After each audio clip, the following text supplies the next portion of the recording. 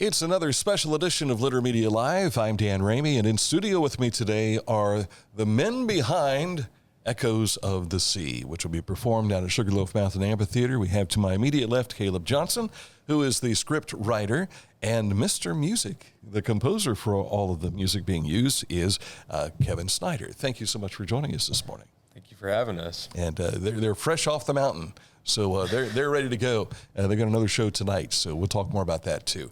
But first, let's tell you about our friends at Tomlinson Insurance Agency. When insuring what's important to you, our agents are there when you need us the most. Tomlinson Insurance, for the best coverage at the best cost. Visit us online at tomlinsonins.com to learn more. A special production coming up in July. It is the July 20th? July 20th. Okay, very good. July 20th, Echoes of the Sea. This is a script written by you, Caleb, and you were telling me a moment ago, because I asked, did you bring this idea with you to Tecumseh? But this has developed over the last couple of years. Yeah, the better part of 2 years. I've been working on it. Came together about, what was it? February of last year, I think. I think that's when you started telling me about it, yeah. Yeah. Had this idea for a while now, brewing, and I was talking to my fiance about it, and she's like, well, why haven't you written it yet? So, I've been working on it since for quite a long time. Yeah.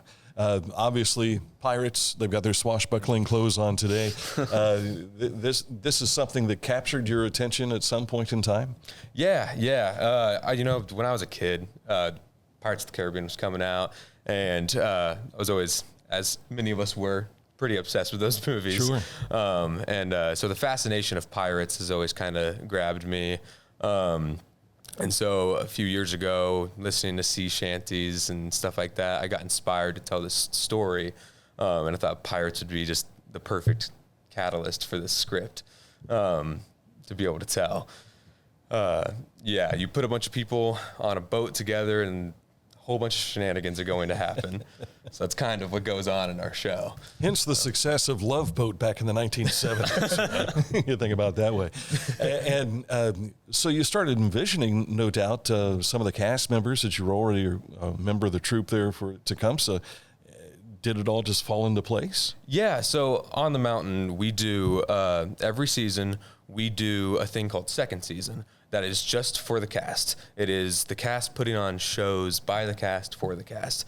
It's kind of little parties where we just get to perform for each other. Mm-hmm. And we thought that it'd be the perfect idea to show off our script, to be able to try it out, a much smaller version of it. So we had auditions, we got to cast our friends in it and have a good time performing it for everybody. And we weren't ready for it to take off, I think, the way it did. But yeah, I knew I wanted to have music in the script, so we went ahead and auditioned people vocally for it, and we have amazing singers on the mountain you don't get to hear too often. Mm-hmm. So when I decided I wanted music in the script, and we had singers, I went ahead and I found Kevin to be able to help music direct some of that. Yeah. So Kevin, tell us what is it like to put together this type of you got to compose shanties and everything like that. You were telling us beforehand you had to jump through a lot of hoops to make some of this happen. Oh yeah, like I said, it was a long process where we were kind of learning this stuff ourselves. But when Caleb talked to me about the original smaller production that we were doing, it was very much so like, hey, can you go listen to this YouTube clip where like these people are singing this shanty, and then maybe like use your music ear to pick out what those harmonies are and teach it to the cast to sing in the show. And so we just did that when we were performing it, just by ourselves for our friends. But then when Tecumseh picked it up to produce for a performance this summer, we were kind of starting to look at all of the things that we need to do, which includes sort of clearing everything that you need copyright wise and making sure you're not like stealing somebody else's intellectual property to use in a performance. And as we were doing that, it kind of went, oh, these are all old sea shanties. They're in the public domain. And then you find out, oh no, that one's actually like a folk song from the 70s. That one is not quite old enough to be in the public domain. This one, the song's in the public domain, but that melody was actually written by someone else for a specific version of that song for that performance. So there's a lot of stuff that you realize a lot of people have done like what we're doing and kind of made their own versions of these songs. So step by step, it just became hey, Kevin, we can't use this song. Could you write an original song to replace it? Hey, Kevin, we can't use this version of this song. Well, how do we go about like finding a legal way to do that? So one by one, it kind of just became every song, except for one on the show, but Caleb can talk about that a little bit, is either an original song by me or like an arrangement that I wrote of an old shanty. Mm-hmm. Yeah, and it's been really fun to do. And like I said, it's an artist's dream to like get to work at the pace that we've gotten to work at. So often you get a project thrust at you and you have to get it done by a date. We've been working at this slowly over, like I said, 2 years for him. About a year ago was when he started talking to me, and it's been great to just tackle it one thing at a time. He goes, Kevin, we need this song. And I go, on it. And so we kind of go back and forth on, yeah, I'll write it, I'll send it to him, and he'll go, I like that. And then listen to it for a couple of weeks and go, this has been stuck in my head and I love it and I've been singing it, but there's this one note that like, what if it went like this instead? Mm-hmm. So that's been about our last year going back and forth on that. Yeah. Eventually you have a deadline. Yep. That you have to get something done.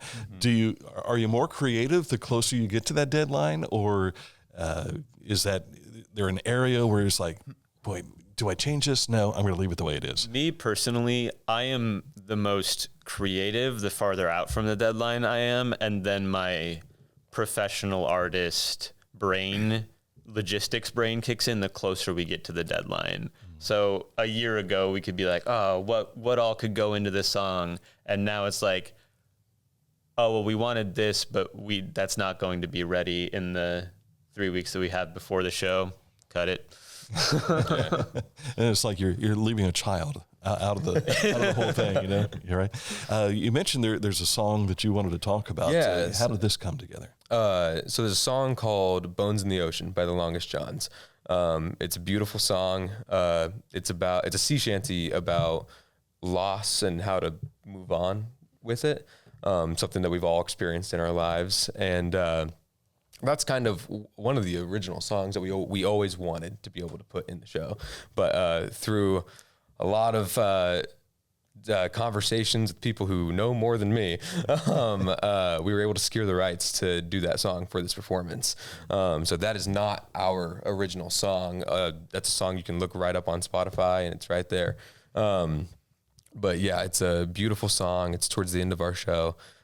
People who know it, they'll kind of start to understand kind of what our show is a bit more about. Yes, there's lots of comedy in the show. There's swashbuckling action in the show. But there's also a lot of feeling and some tears along the way.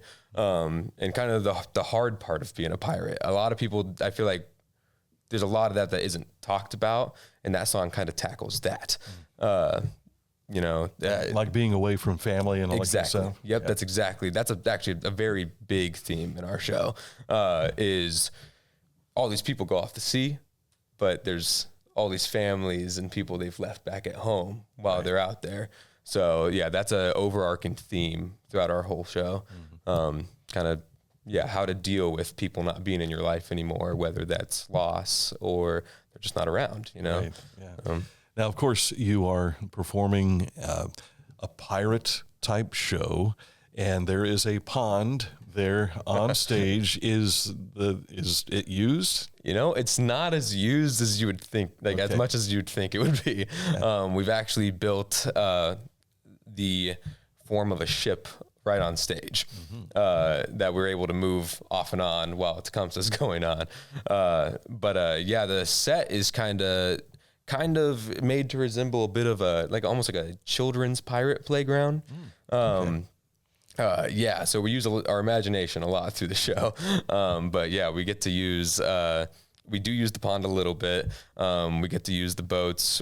We get to use this big ship on stage. We as well get to use the cannons, the firearms, all of that. It's right there. Why not use it? Yeah, why not? That's pretty awesome.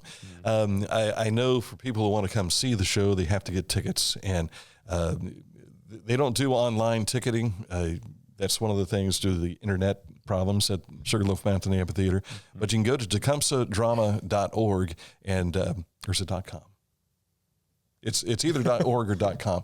The information is on the screen right there in front of you. So you can go there to get your tickets for this show. Again, it's July 20th. So that's a Sunday, normally a day off for you folks, right? Yep. Yeah. So you're putting yourselves out there. Yeah. Yep.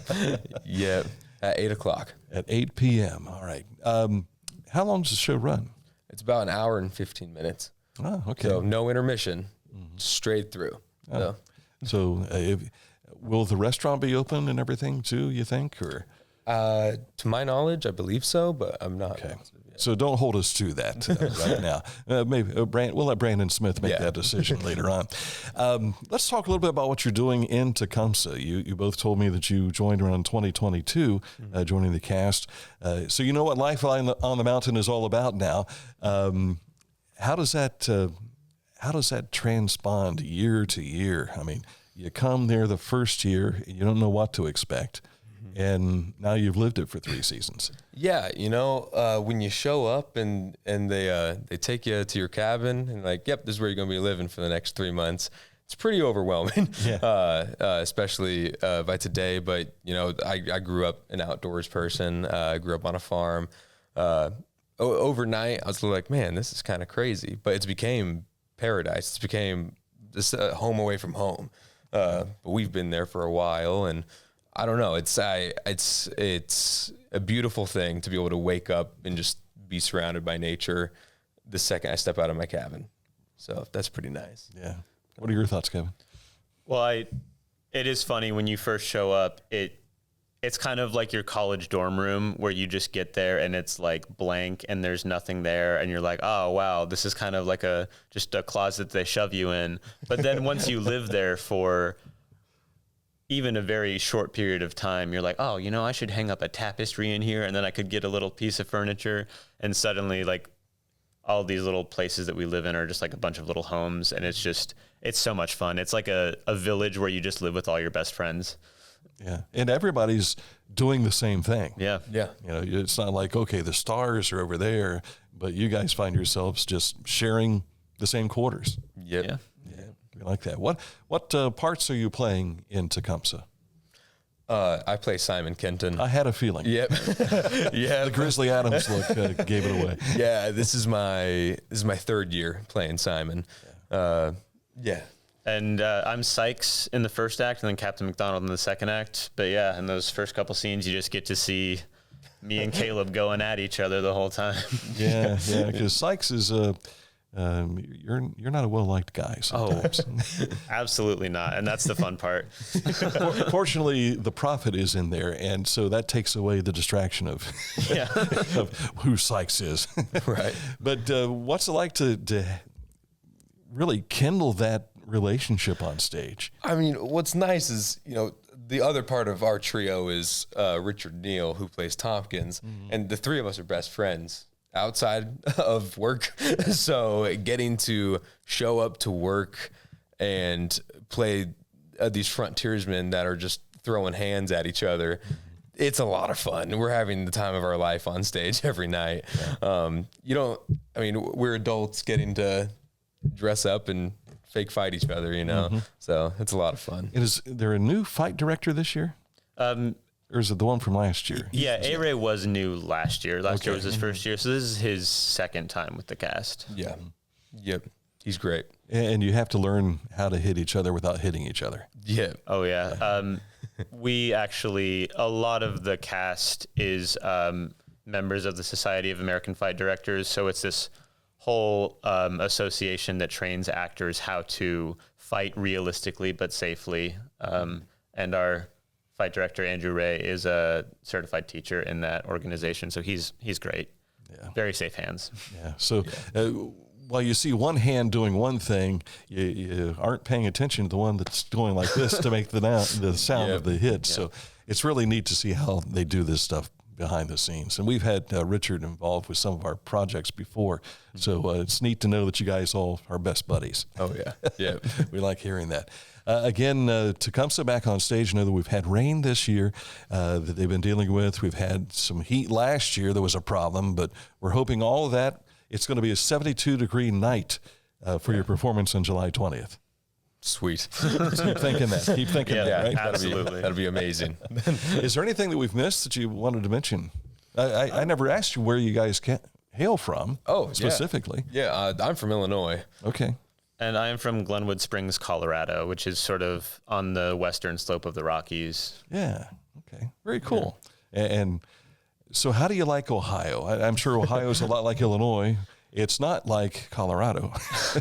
You know, it's funny you say that. A lot of people in Colorado are very about the rest of sort of the Eastern Plains and all of that. They think it's boring. I went to college in Nebraska, and when I told people that I was moving to Nebraska, they were like, why would you want to leave Colorado for Nebraska?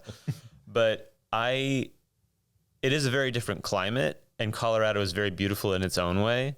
The first time I came to Chillicothe, I had been living in New York for 2 years, and I got out here, and it was just like I could breathe and my blood pressure dropped, and I could see the stars at night, and there was more green than I'd seen in my life. So I think that this valley is very, very beautiful in its own way, different from Colorado, but I just love the forest out here. Yeah.